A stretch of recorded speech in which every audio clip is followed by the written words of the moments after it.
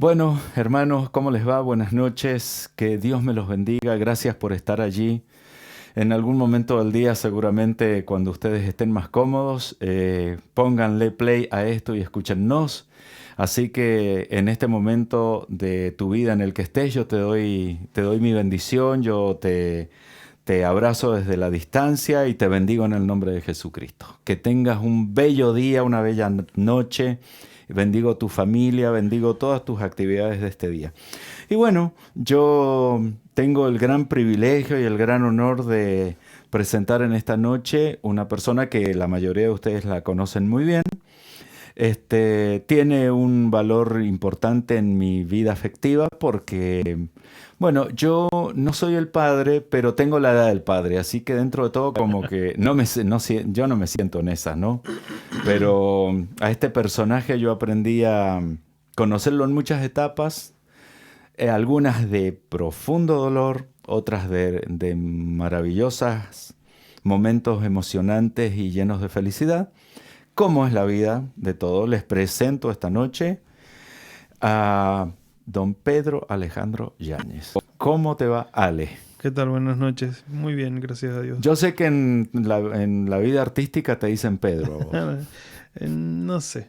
Es como que tengo muchos apodos en realidad. Muchos apodos. Sí. Sí, la Bueno, verdad que sí. mis hijos no te dicen ni Ale ni Pedro, te dicen Chato. ¿De dónde Claro. sale ese apodo, che? Y ese apodo sale por mi viejo, es una herencia Ujú. que bueno, en realidad dentro de la jerga del ejército, porque él es militar retirado, Ujú. a la gente que viene del sur, particularmente de Neuquén, les dicen chatos, porque de la zona donde venimos nosotros, de los 365 días del año, creo que solamente 2 nada más no corre viento. Oh, entonces hay que andar... No, y Ah, bueno, cuando salen al campo, en vez de hacer carpa, porque no se puede hacer carpa porque se me vuela, imagino, se rompe, me imagino. tienen que hacer sobre. Es una especie de cama que se hace con un poncho plástico, entonces se hace sobre.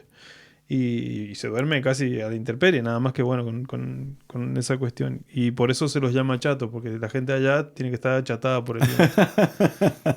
Está Yo sé que muy a mucha bueno gente eso. le molesta mucho el viento sonde, qué sé yo, pero a mí no me cae mal. No te cae mal. No, casi como la cuarentena no me cae mal. Ajá. ¿Y por qué no te cae mal algo así como la cuarentena? ¿Qué aprendiste a disfrutar o qué entendiste en esta cuarentena? ¿Qué te ha enseñado esta cuarentena? Y hay algo que me sorprendió bastante, que es que, bueno, nosotros por ahí cuando yo estaba trabajando, Sí, yo me iba desde el mediodía hasta la noche, hasta última hora en la noche, y la Dani por lo general también trabaja mucho. sí, Entonces nos veíamos un rato en la mañana, un rato en la noche. me Yo imagino. siempre pensaba que si nosotros estuviéramos durante mucho tiempo en la casa, nos íbamos a comer o nos íbamos a matar. Porque como que a veces teníamos chispazos y qué sé yo, como todo Ajá. matrimonio. Pero me sorprendió mucho el hecho de que no han sido grandes las discusiones, ni las peleas, ni nada. Y nos hemos llevado maravilloso. Así que creo que eso sí como que me sacó esa parte que no la hubiera podido experimentar de otra manera más que por esta cuarentena. O sea, Ujú. creo que nadie en toda su vida ha estado tanto tiempo encerrado y limitado de salir por Exactamente. voluntad propia, qué sé Ujú. yo, por cuidado más que nada. ¿Te desespera sentirte encerrado o te sienta bien? No, creo que por el trabajo que yo hago y por la producción o porque Claro. escribo, qué sé yo, como que me sienta bien en ese sentido. Pero, pero si hay algo que yo también entiendo es que es necesaria la comunión o la unión, por lo menos con la iglesia, con la gente de la iglesia, con la Ajá. gente Ajá. que se siente parte o que se convence de que es parte del cuerpo de Cristo, que sabe que por alguna causa ellos son parte del cuerpo de Cristo y que porque, qué sé yo, aunque las circunstancias no se den o que no nos hayamos visto durante los últimos 2 o 3 meses Ujú. o 2 o 3 años por diferentes Sí. circunstancias, la gente sabe en su corazón que es parte del cuerpo de Cristo. Entonces, de alguna manera nosotros tenemos que seguirnos juntando y tenemos que seguirnos conectando y este me parece que es un medio excelente para hacerlo. Bueno, recién hablábamos nosotros de que no nos podemos comunicar eh, en persona con muchos, pero lo podemos hacer de este lado. Y si hay algo que a mí me ha enseñado este medio, es justamente que como que uno percibe más las cosas del corazón en la gente. Entonces, siempre recuerdo cuando teníamos las reuniones los domingos y nuestra rutina rondaba en la reunión fuese a las 7 de la tarde o a las 10 de la mañana, era levantarnos para eso ese Claro. día, ¿no? Desde tener que prepararnos, por supuesto, espiritualmente, interiormente, pero también exteriormente, porque es una forma de comunicación. Te vas a poner esta camisa, te vas a lustrar los zapatos, o sea, te vas a peinar, lo que quizás no le das tanta importancia durante Claro. la semana. Pero acá, fíjate vos que lo que exponemos más es el corazón de nosotros Sí. y el corazón humano es importante y aprender a comunicarnos de corazón a corazón con el resto de la gente Claro. es lindo. Acá yo lamento que no tengamos la posibilidad de tener la mediación del chat Ujú. porque se escriben cosas muy bonitas por parte de los hermanos y más que nada cosas que van dirigidas al corazón del otro, ¿no? Sí. Así que, bueno, Ale, qué bueno tenerte, qué bueno verte, qué bueno poder charlar, porque incluso ni siquiera nosotros nos hemos visto ni como familia. Claro. Así que yo te decía hace rato que te iba a hacer una pregunta difícil y me encantaría que la respondas a los hermanos. ¿Quién es Alejandro Yáñez? Bueno, había dicho en ese momento que primero... Ya te la estudiaste a la Sí, respuesta, me parece. había dicho en ese momento que primero y principal yo soy hijo de Dios. Y en segundo lugar, o sea, no es que yo soy hijo de Dios como toda la creación. Yo soy un hijo de Dios que pretende o que busca o que trataría de cumplir con su voluntad.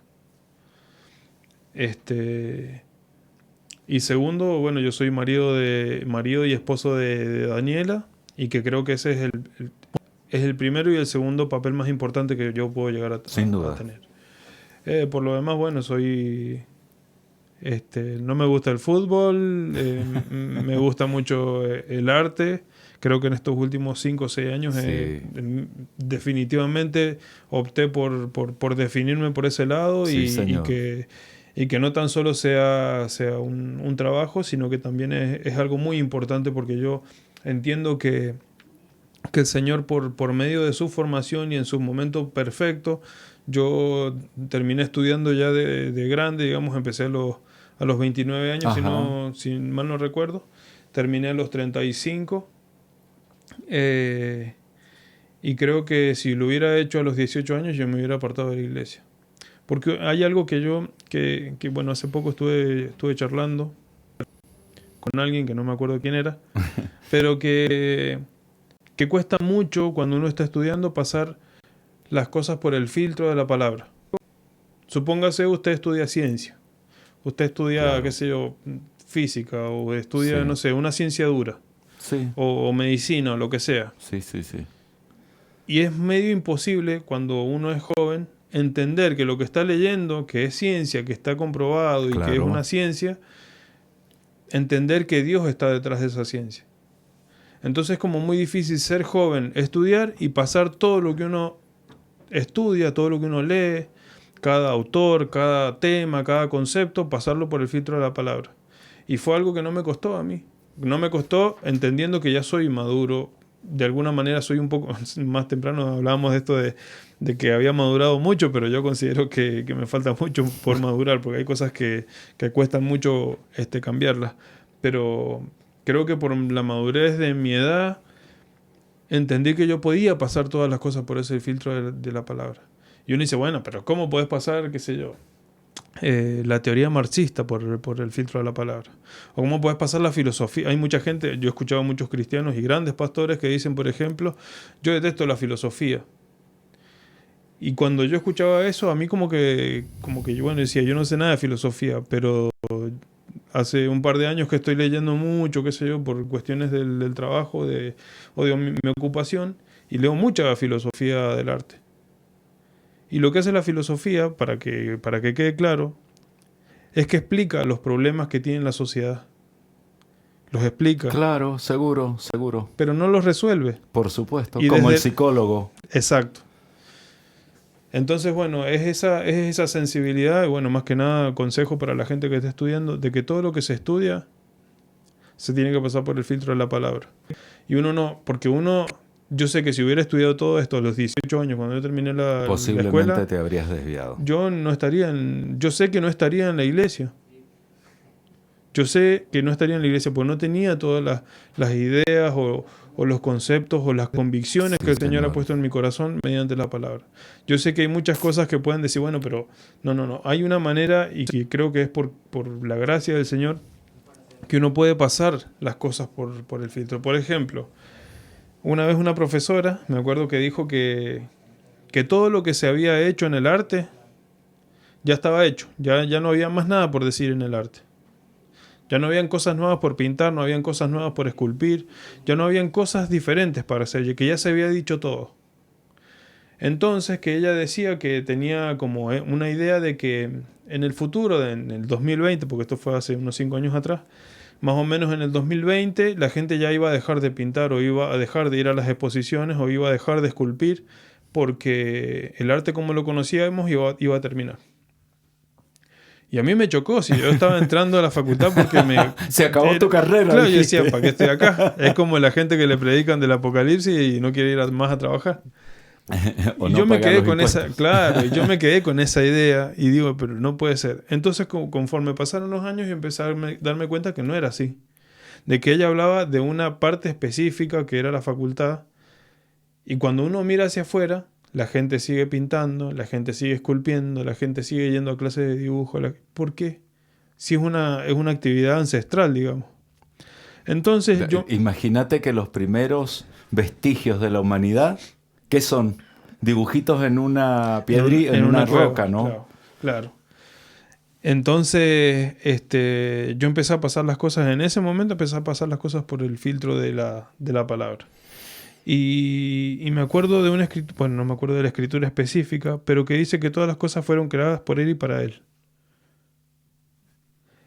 Y si me voy a los rudimentos, digamos, el que dice las cosas para que se hagan es Dios. Pero el brazo ejecutor, el que crea todas las cosas, es Jesucristo. Es el agente creativo. Claro.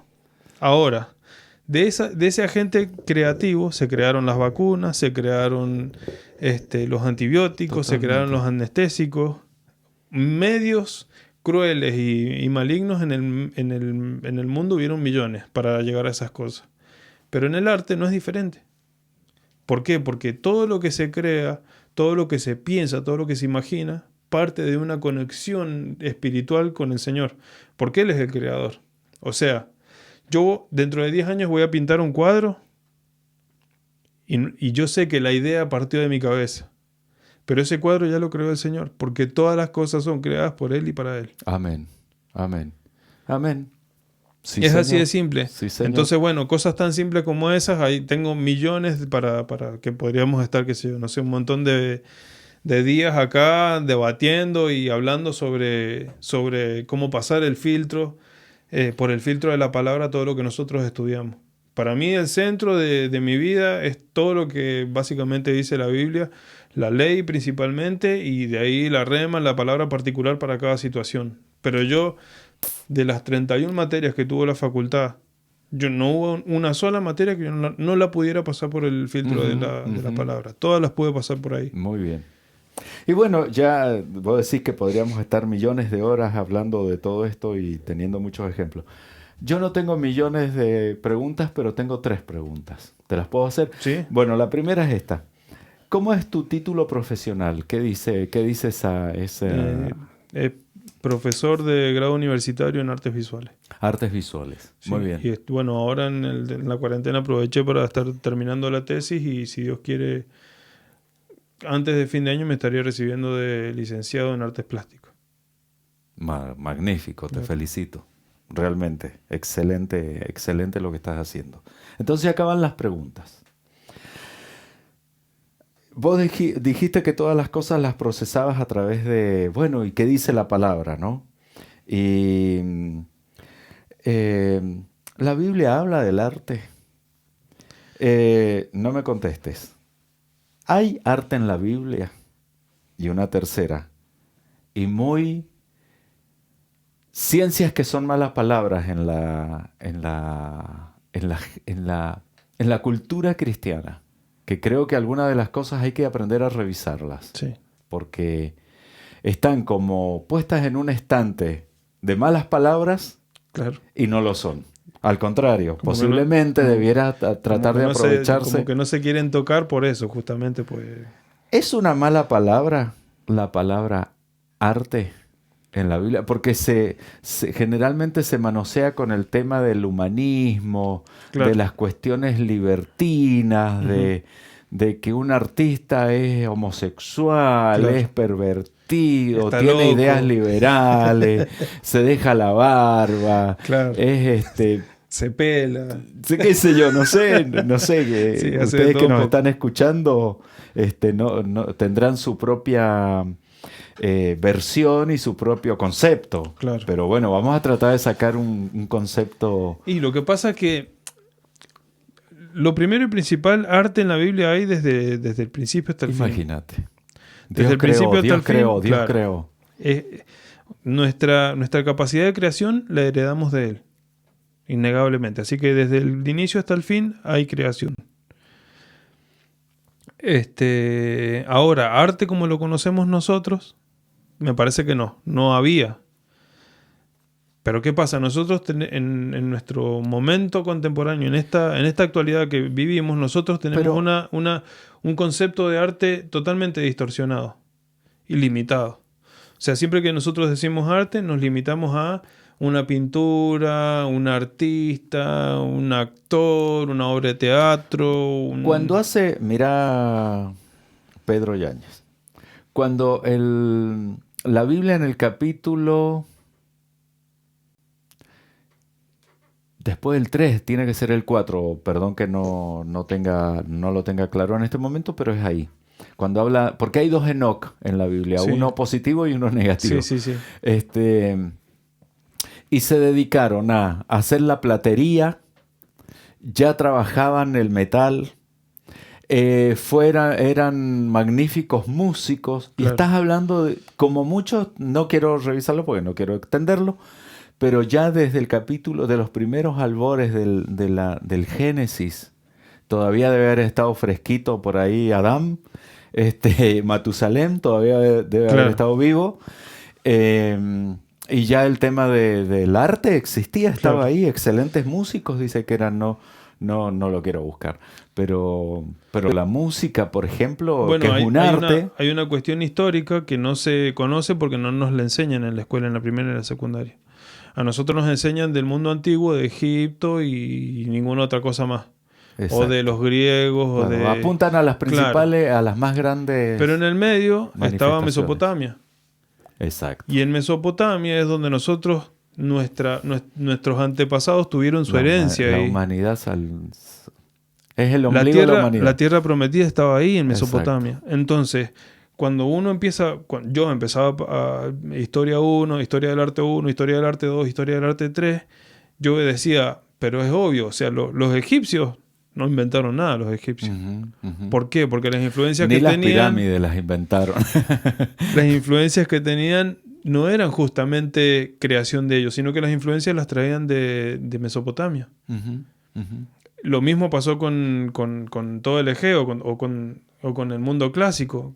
Todo el arte clásico que nosotros conocemos, las esculturas clásicas y qué sé yo, Sí. en realidad es como que ellos terminan de depurar un montón de formas escultóricas, pero la Pero influencia la base- siempre estuvo desde Mesopotamia. Ale, y si vos tuvieras, y lo digo si me decís, no, déjeme que quiero conversar eso, hacelo, Ujú, porque de repente puede que tengas preelaborada alguna línea, claro. pero si nos tuvieras que hablar de algo puntualmente artístico adentro, o que tenga que ver con esto que estamos tratando, ¿tendrías alguna cosa que contarnos, que decirnos, Sí. o te estoy sacando de contexto? No. Lo que pasa es que tiene mucho que ver con las preguntas que me hizo. La primera fue que si había arte en la Biblia. Y bueno, sí hay. No como lo conocemos nosotros. Bien. Porque nosotros... Pero en su momento, Sí, pero no se lo conocía como arte. claro.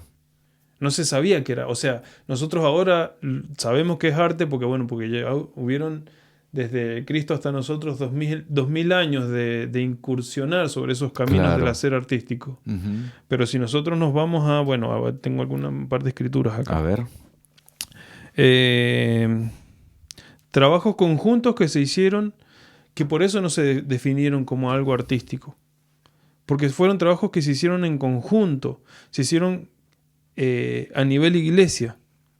¿Sí? Si nos vamos a Nehemías 3, por darles un ejemplo, en Nehemías 3 habla de la reconstrucción del muro de Israel. ¿Sí? De la ciudad santa. Nehemías le pide permiso a su rey, que no me acuerdo cuál era. Antarjerjes. Creo que sí. Antarjerjes. Sí. Entonces le pide permiso para ir a reconstruir el muro. Bueno, yo decía, pero no es tan artístico, es más de albañilería. Claro. Construir un muro de esas dimensiones no era una cuestión simple. Con puertas. Claro.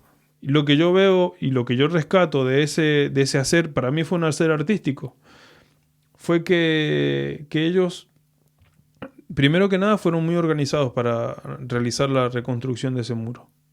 Y dividieron las tareas por familias. ¿No les acordar a algo que nosotros vivimos hace un año atrás cuando levantamos ese edificio para acondicionarlo para la iglesia? Sí. Hay otras escrituras, por ejemplo. No las quiero citar textualmente porque se vería como medio aburrido por ahí. Pero bueno, nos vamos un poco más atrás en el tiempo y hablemos del becerro de oro. El becerro de que hablar. En Éxodo 19, Sí, con Aarón. Con Aarón. Uno dice, pero ¿qué tiene que ver? El becerro. Más allá del significado diabólico y idolátrico. Le dicen a Aarón, hacenos un becerro para que sea Dios y vaya delante de nosotros y bla, bla, bla, y que Él nos sacó de Egipto. Bueno, listo, tráiganme todo. O sea, no hubo pero, no hubo nada. Listo, tráiganme todas las cuestiones de oro que tengan y qué sé yo. Hizo que él con buril empezó a hacerlo y lo terminó fundiendo y qué sé yo. Y yo digo, si es un becerro de tamaño natural, una sola persona no lo hace. Aparte, todos tuvieron que aportar. Más allá de que fue un pecado, por supuesto, para un determinado fin artístico, en nuestro momento, lo podemos decir así, todo el mundo se tuvo que prender para terminarlo, en ese momento. Y después, está esto de que vino Moisés y lo terminó moliendo, lo hizo polvo, lo tiró al agua y que se lo tomen todos. Se lo hizo tragar, es increíble. Se los hizo tragar. Pero para pecar también, si todo un pueblo peca en ese sentido, usted fíjese de que, por ejemplo, en este caso se unieron para pecar. Se unieron porque no estaban convencidos, porque le faltó no sé qué. Pero era, más allá de que estaban todos unidos, era un fin egoísta el que tenía cada uno. En este caso, la paga de ese pecado fueron 3.000 vidas en un solo día. Sí. 3.000 personas murieron en un solo día por ese chiste que hicieron del becerro. Ahora, con la reconstrucción del muro, cada persona tuvo una bendición personal, aparte de la bendición grupal que tuvieron como iglesia por la reconstrucción del muro. Porque también se reconstruyeron las herencias de las personas que estaban ahí reconstruyendo ese muro. ¿Sí? Entonces yo veo que cada actividad o cada decisión que se toma desde Marcos, los pastores, los ancianos, los diáconos, desde las cabezas de la iglesia hacia abajo, y que se respetan como un solo hombre, el Señor las bendice. Porque en ese momento estos eran los fines. El tabernáculo de David o el arca del pacto también fueron hechas a mano. Dice, entonces hizo anillo. Habla con todos los detalles. Y habla como si fuese una sola persona la que las hizo. Pero yo les digo, hacer una cabeza de bronce natural lleva muchos meses hacerla. Imagínense hacer, no sé, en el templo de Salomón, hacer 12 bueyes de bronce. Y yo les estoy hablando de que hoy en día llevaría muchos meses hacerlo en un taller con mucha gente. Claro. Imagínense, y con técnicas, con técnica y tecnología, ¿no? que mucho más avanzadas que en aquel entonces. ¿Cómo hacían para fundir? A 800 grados se funde el bronce. ¿Cómo hacían para fundir ahí? Entonces hay muchas cosas que uno no las tiene en cuenta. Y hay una cuestión de orden que me gusta mucho, que está en Primera de Reyes 6:7. Que eso sí me gustaría leer. Bueno. Primera de Reyes 6:7. 6:7. A ver. Que es de cuando lo empezaron a armar al templo de Salomón. Ah, bien. Que creo que en algún momento le hemos utilizado esta escritura para otra cosa.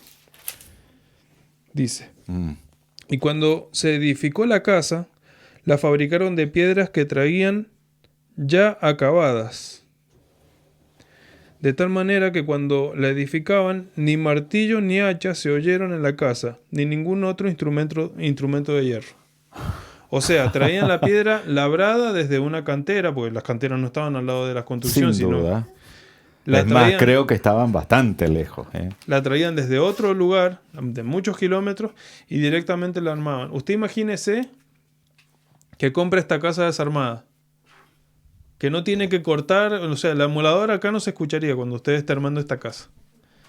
Que no se escucha la moladora, que no se escucha el martillo, que no se corta nada, que se enchufa todo o sea, esa es la armonía que tenía una iglesia cuando trabajaba unida, como un solo hombre. Impresionante. ¿Sí? Entonces hay cosas como esas que a mí me marcan que si bien el arte tuvo mucha importancia en el Antiguo Testamento, con todas estas o sea, tenemos cuestiones principales artísticas como las del templo que bueno, están detallados ahí en Primera de Reyes, para el que las quiera leer, están todas detalladas las cosas que se quisieron hacer. Si tienen tiempo y tienen conexión, fíjense todo el proceso que lleva a hacer una pieza chiquita de bronce en fundición nada más. Imagínense hacer los candelabros de oro, por ejemplo, labrados a martillo. O sea, labrado a martillo es a golpe, eso no se funde. Es golpe tras golpe, una barra de oro, darle forma de candelabro. Hasta que le vas dando la forma. Entonces uno no puede decir, bueno... Y no es un pedazo de masa de ñoquis que la amasás y le vas dando claro, un churro. No, es oro. Entonces uno dice, bárbaro. Por más plata que haya tenido Salomón o el reino, era mucho trabajo. ¿Y era trabajo para qué? Para el artista. ¿Quedó el nombre del artista ahí? No. No quedó. Quedó el nombre de Salomón porque era el rey de ese momento. Claro. Pero fue un trabajo de la iglesia ese. La sabiduría la recibe Salomón. Él lleva a cabo un montón de tareas, pero la iglesia es la que ejecutó todas esas cosas. Es la unidad de la iglesia. Ahora, claro, y me interesa mucho esto que está, y lo subrayo, porque esto que yo veo acá en lo natural, este arte celestial, yo creo que es el arte que necesita la iglesia de hoy. Pero no necesitamos ni ladrillos, ni Durlock. No. ¿Sabes qué necesitamos? Que el cuerpo de Cristo se levante maravillosamente como se tiene que levantar. Bueno, hay una cuestión que bueno, relativo a esto que estamos, y muy relacionado con esto que estamos haciendo, este ayuno de 21 días, que tiene que ver con el amor.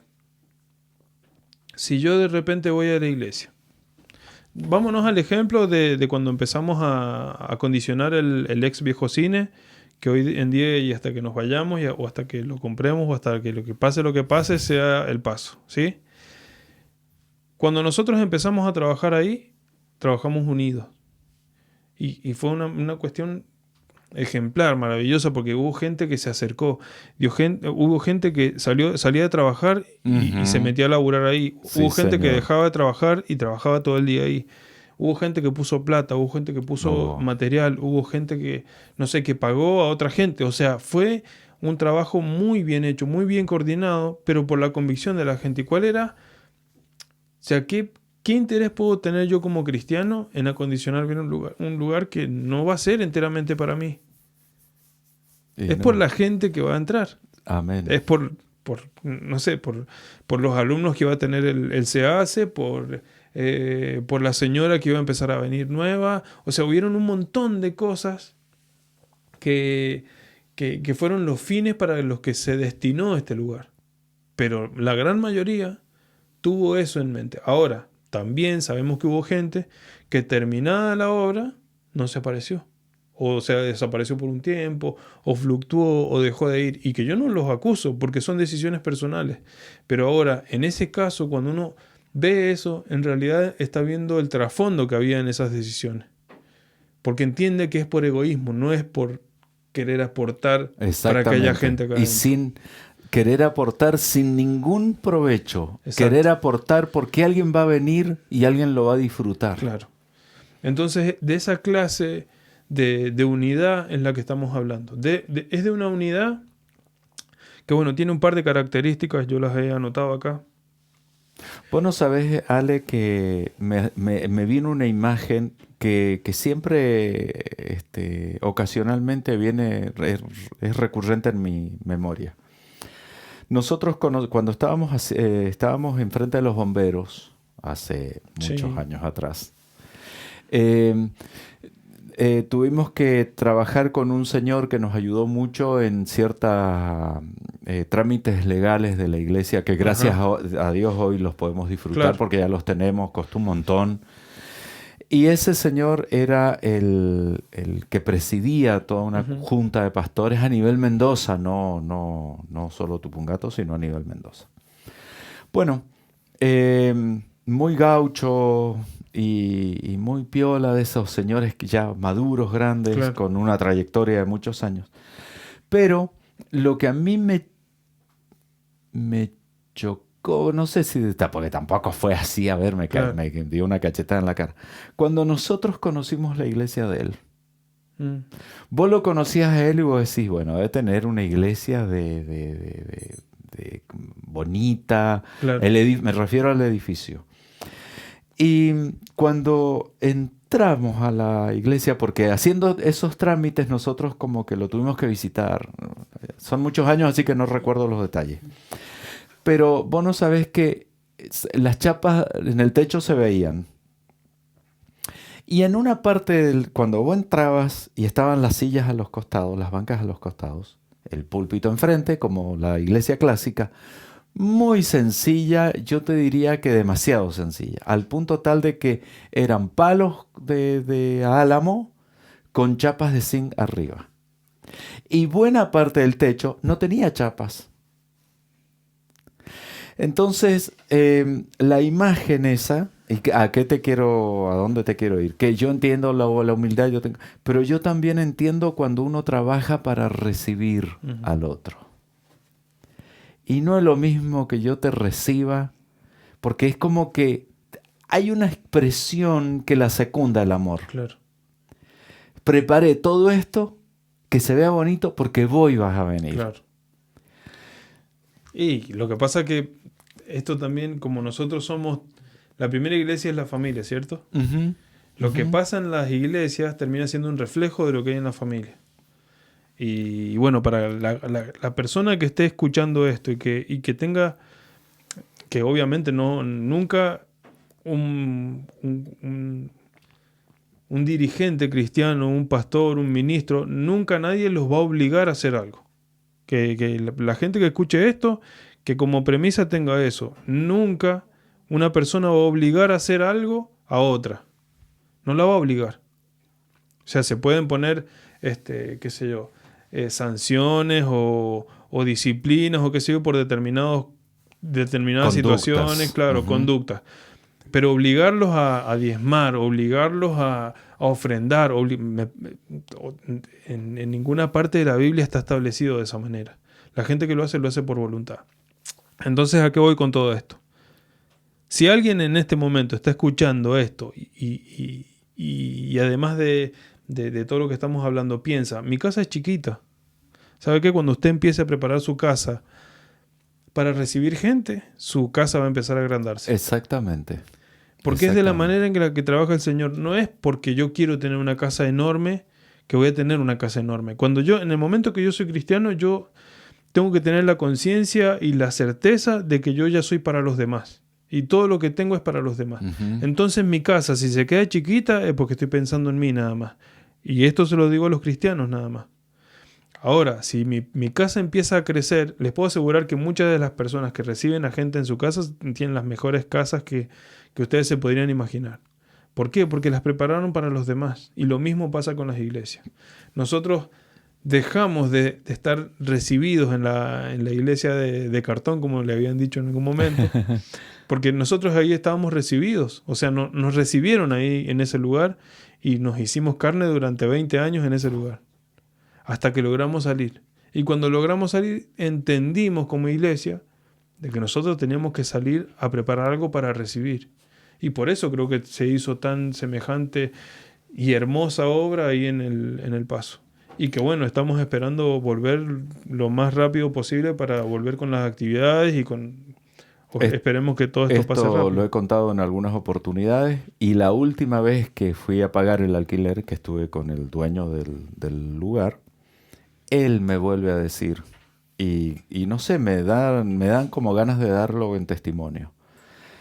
Y de paso le cuento a los hermanos porque no tiene por qué ser un secreto, pero fui a plantearle de que le pagábamos este mes, pero que en definitiva nosotros sustentamos las cosas con lo que todos aportamos. Entonces, y le digo, no estamos viendo a la gente, entonces nosotros no estamos teniendo entradas de Claro. aportes.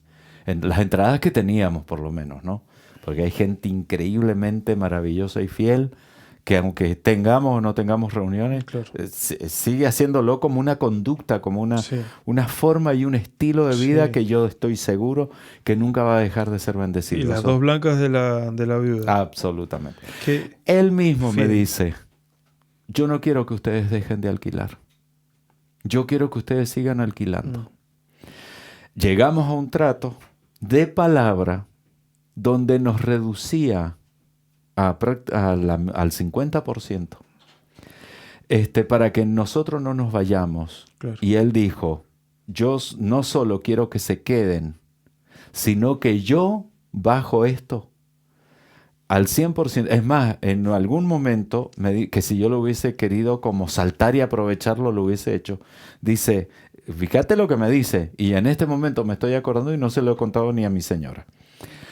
Y si alguna vez, mira lo que te voy a decir, una persona que vive de esto, vive por esto, es la única entrada de plata que tiene, es el dueño del lugar y me dice, si llegan al extremo de que no tienen un peso, ese mes yo se los perdono. Gloria a Dios. Entonces, mientras dure esto que el distanciamiento social, que no nos podamos encontrar, nosotros estamos pagando el 50% sin retroactivo. O sea, cuando nosotros arranquemos, listo, volvemos de nuevo a la normalidad donde estábamos, a pagar el 100%. Pero mientras nosotros... Entonces, este hombre... bueno, ¿y a dónde está la moraleja de esto que estoy contando? En dos cosas que él dice. Primero, lo que somos nosotros en responsabilidad y en seriedad. Claro. Este señor no tiene ni un solo problema con nosotros y parece que estaba harto de los problemas. Pero lo segundo dice, lo que ustedes hicieron con ese lugar. Claro. Y Alejandro y hermanos que nos escuchan, y con las ganas que nos quedamos de seguir haciéndole cosas, pero entendemos que también es despilfarrar. Pero nos hemos quedado con ganas de meterle 1000 cosas a ese lugar y bueno. Es que bueno, yo entiendo que hay una convicción a nivel iglesia en todo lo que pasó allá adentro, en todo lo que...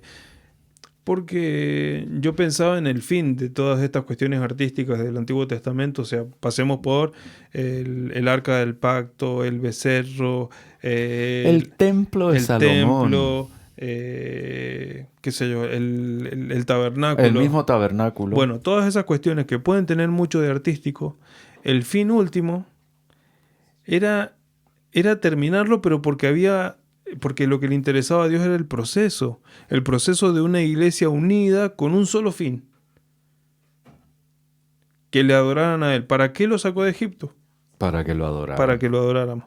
Entonces pasa lo mismo acá. Nosotros vamos a tener un montón de trabajo y el fin no va a ser ese trabajo que terminamos.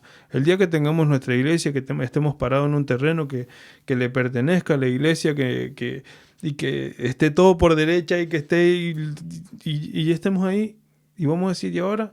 Y ahora ya está, disfrutémoslo. Pero lo que el Señor trabajó fue el proceso hasta que llegamos a ese momento. Nos demoremos 20 años más, ojalá que no. Nos demoremos 2 días más. Todo ese proceso es lo que el Señor está trabajando en nosotros como iglesia. Y si hay algo que yo considero muy importante con esto, es de que nosotros no podemos dejar de estar unidos para ayunar, por ejemplo, por este ayuno de los 21 días. o dejar de escuchar estas comunicaciones, o dejar de preguntarnos si hay algún hermano con necesidades en este momento. Exacto. O no podemos dejar de diezmar, que esto no lo impongo, sino que es una convicción personal. Yo en este caso creo que más que nunca la iglesia necesita de mi diezmo, necesita de mi ofrenda, necesita de mi compromiso. Y por X motivos en algunos momentos hemos estado ajustados con Daniela y no hemos tenido para pagar las cuentas y teníamos que priorizar si el diezmo y el compromiso y las cuentas o las cuentas. Y nosotros dijimos, no, el que nos provee es Dios. Nuestro primer acreedor es el Señor. Así que optamos, o sea, obviamente nos ponemos de acuerdo, optamos por ofrendarle, por darle lo que le corresponde al Señor, y al otro mes era increíble cómo no había pasado nada. Ni siquiera habíamos usado las tarjetas cuando más ajustados estuvimos. Entonces nosotros, es como que uno tiene que tener la convicción. Y hermanos, yo les digo esto. Me gustaría que ustedes degustaran de esas bendiciones de darle al Señor. Yo sé que a veces es complicado y es difícil, y yo sinceramente, yo por ahí, cuando veía algunos compromisos de algunas hermanas que están solas... Son increíbles. Y hasta el día de hoy son las más fieles con el tema del compromiso. Es impresionante. Y esas dos blancas son las que el Señor mira. Esas dos blancas son las más valiosas para el Señor y son las que nos llenan a nosotros como iglesia de sustento para poder darle a otras personas. Así que los animo a que no bajen los brazos, y que bueno, que si de alguna manera están teniendo alguna necesidad, que nos hagan saber. Absolutamente. Porque ¿Y somos sabes iglesia. por qué yo creo que Dios nos dirigió en esto del amor y esto que estás diciendo, porque es amor? Amén. Sin decir amor, sin decir la palabra amor. Pero me hiciste acordar mientras te escuchaba hablar, y yo he visto videos de cómo era el templo de Salomón, cómo fue enchapado desde la punta del techo hasta el último rincón del piso de la esquina de ese. Fue enchapado entero en oro, no tuvo. Claro. Pero ¿qué te terminan diciendo las profecías del Antiguo Testamento? La gloria de la casa postrera será mayor que ese templo impresionante, claro. Inigualable. Amén. Inigualable, porque el lujo artístico que tenía ese lugar, esa manifestación única de arte. Cuando viene la reina de Saba a visitar a Salomón, el tipo, su orgullo era mostrar ese lugar. Viste, claro. qué lindo cuando vos tenés algo, vos lo querés mostrar, ¿no? Es lo que hizo, ¿no? Le mostró todo, dice la Biblia, da crédito de esto a la Biblia, diciendo que... Pero, ¿a dónde voy yo? Y vos me estás haciendo pensar en algo. ¿A dónde nos quiere llevar el Señor? Ese lujo material glorioso, que en definitiva tenía gloria. Es más, anoche hablaba Daniel y decía que Dios aceptó vivir en ese templo. Amén. Porque 2 veces le dijo, bueno, ok, yo voy a hacerlo, yo voy a vivir ahí. Y fíjate vos que viene Dios y nos dice, pero por más gloria que eso haya tenido, la gloria postrera, la gloria actual, es mayor que aquella. Claro. Y ese templo no somos ni el oro, ni los vasos, ni el arca, ni las tablas de Moisés, ni nada. Somos nosotros. Amén. Sos vos, soy yo. ¿Y cuánto tengo yo que aprender a mirar con gloria a mi hermano, al que posiblemente lo tengo en menos consideración, o no sé qué, pero ¿cómo te cambia la perspectiva esto? Bueno, vos decías, con esto hay para hablar horas, pero nos tenemos que despedir. Sí, usted dice. Bueno, la cuestión es que... Y me encantaría que lo dejaras en... Claro, hay una cuestión que yo siempre recuerdo de esto del arte en la Biblia, y que es que durante la época de Jesucristo no hubo, o sea, no hay explícito una cita o un versículo donde hable del arte. Y yo siempre me preguntaba por qué. Y creo que cabe la aclaración, porque uno es como que es medio tabú el arte, porque no sale en la Biblia. O sea, es como que el fariseo y nomás cae, no, pero si eso no está en la Biblia, ¿cómo un artista va a ser cristiano? O como el arte, no sé qué. Bueno, en el siglo I, II y III, deberíamos aclarar de que en ese momento Jerusalén y todo Medio Oriente estaba debajo del Imperio Romano, ¿sí? 100%. Quiere decir que los cristianos eran perseguidos. Sí, El día del Pentecostés, cuando estaban todos unánimes juntos y qué sé yo, que todo el mundo, bueno, que en esos momentos la gente vendía sus propiedades y llevaba todo a la iglesia, mucha gente lo descontextualiza a favor de un determinado dirigente o pastor o lo que sea. Tienen que vender todo y traerlo acá a la iglesia. No es así. no es así. No es así. ¿Por qué? Porque en ese momento la gente tenía revelación. Y después de que la gente había empezado a vender su casa y a llevar la plata a la iglesia, después de eso fue cuando empezaron a perseguirlos y a matarlos a los cristianos. Entonces, ¿qué hicieron los dirigentes? Exacto. Repartieron. Y cada uno tuvo para irse de ese lugar, tuvo dinero. Exactamente. Arte no había. O sea, si no había para comer, mucho menos hay arte. A lo largo de la historia, en los lugares donde no había para comer, lo último en lo que se piensa es en el arte. Y recién en el siglo IV, cuando se establece el cristianismo en Roma como como religión oficial, recién ahí empiezan, desde la Iglesia Católica, se empiezan a hacer otra vez las cuestiones artísticas.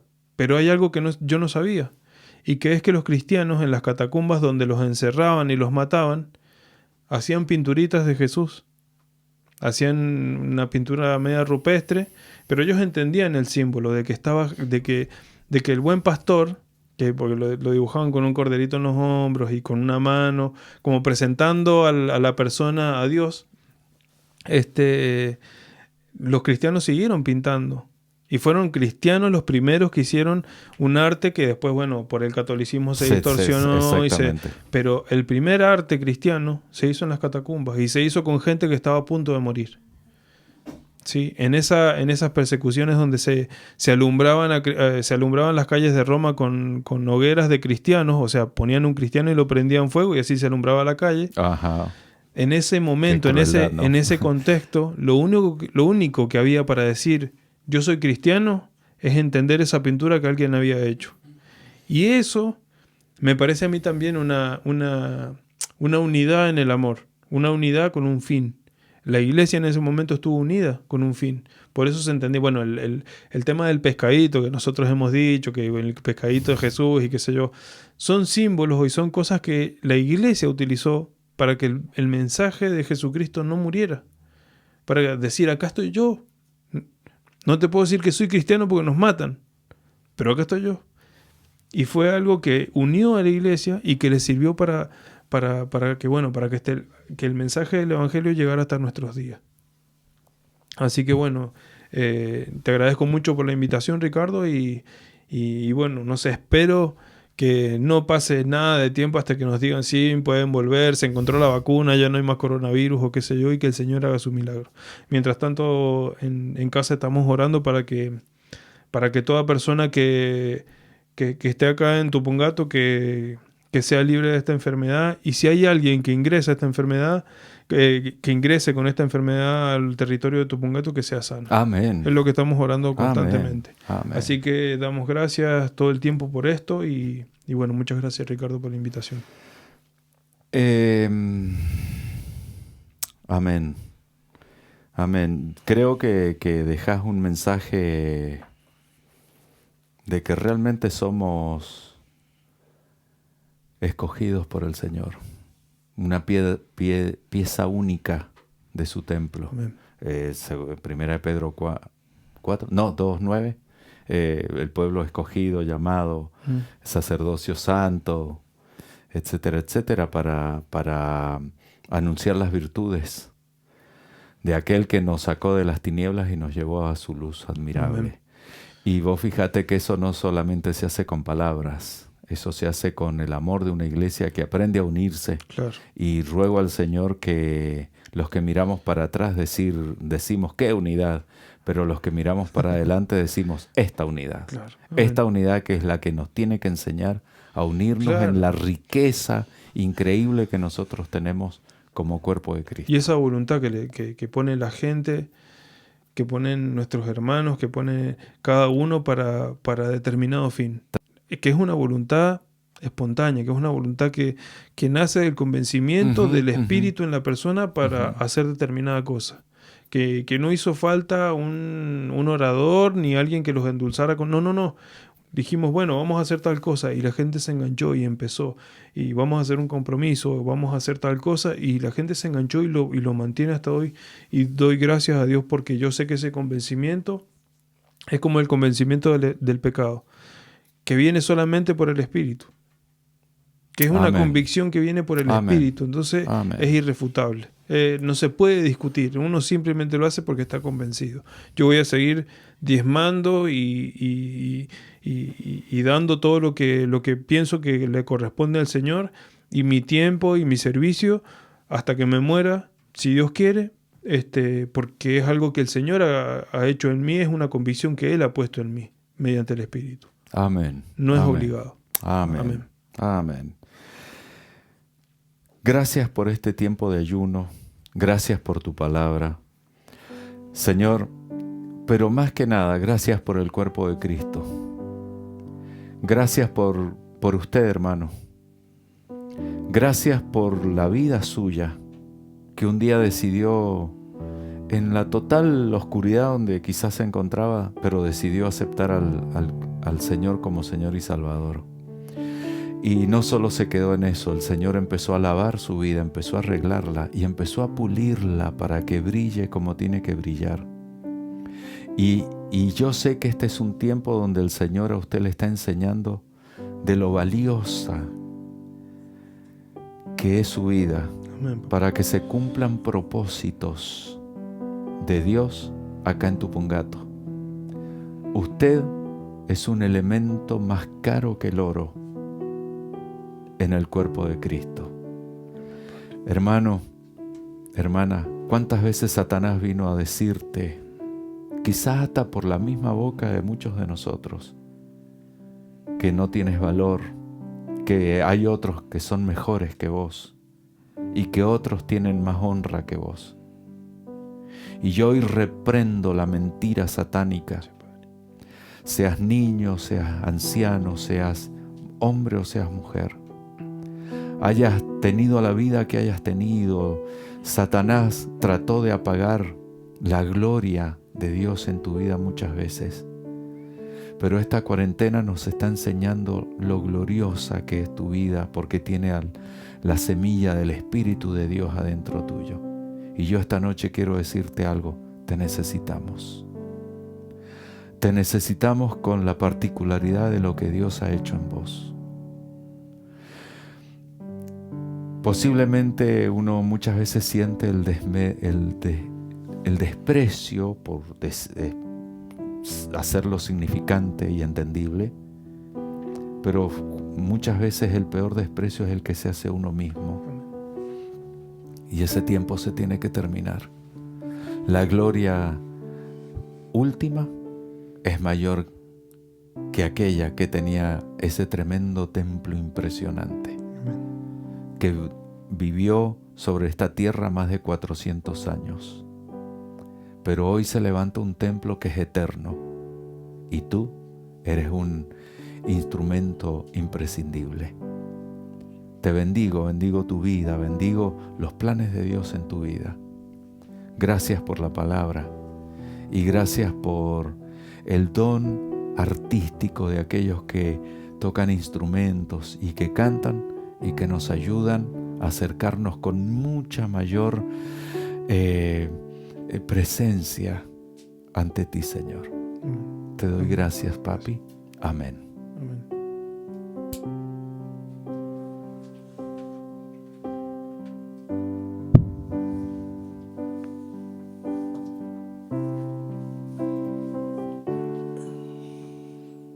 Quiero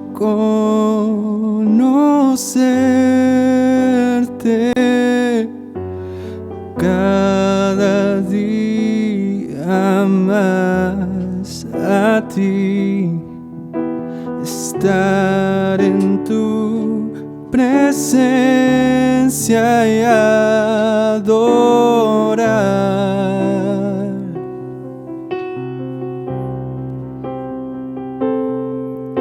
Revela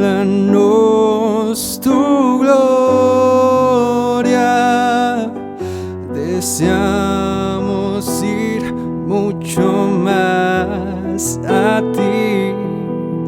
Queremos tu presencia,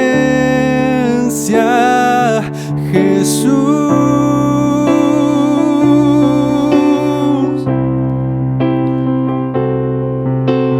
Y al que está sentado en el trono, y al que vive para siempre y siempre, sea la gloria, sea la honra y el poder, sea la gloria, sea la honra y el poder.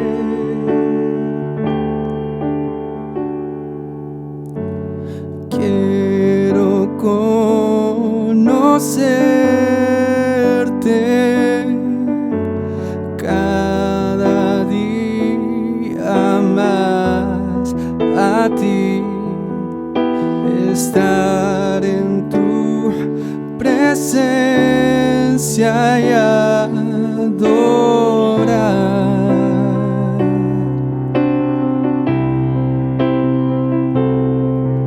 Revélanos tu gloria, deseamos ir mucho más a ti. Queremos tu presencia, Jesús.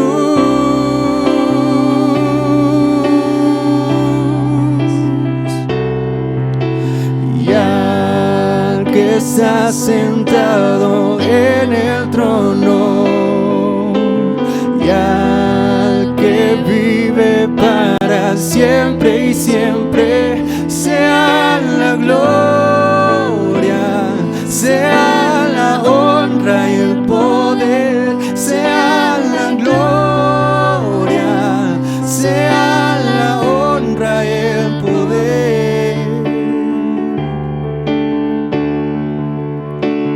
Y al que está sentado en el trono, y al que vive para siempre y siempre, sea la gloria, sea la honra y el poder, sea la gloria, sea la honra y el poder.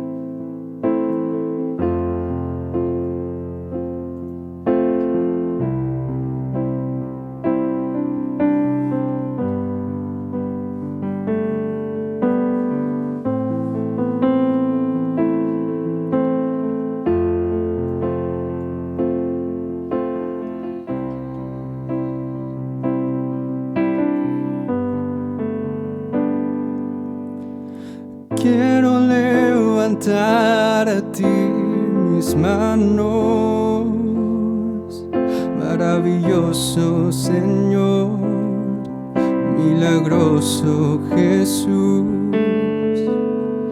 Llena este lugar con tu presencia y haz descender tu poder a los que estamos aquí. Creo en ti, Jesús, y en lo que harás en mí. Creo en ti, Jesús, y en lo que harás en mí, en mí, en mí.